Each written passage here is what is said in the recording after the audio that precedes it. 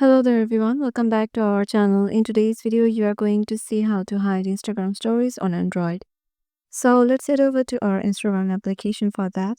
Once you're there, make sure that you've logged in into your desired account and then head over to your profile by tapping the profile icon and then tap on the three lines on the top right and then scroll down. And if you can't find the close friends option in here, just go on the top and search for close friends. And here, as you can see, there is the option of making close friends. So it means that you can hide your Instagram stories and posts in your close friends list.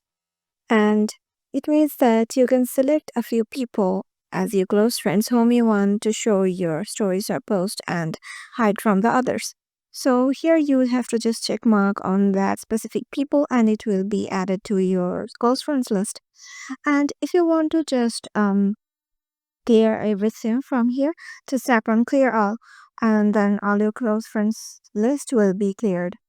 So yeah, this is how you can just hide your Instagram stories on Android. Hope this video will help you out. If you got any question, then just comment it down below and we'll just reach you out.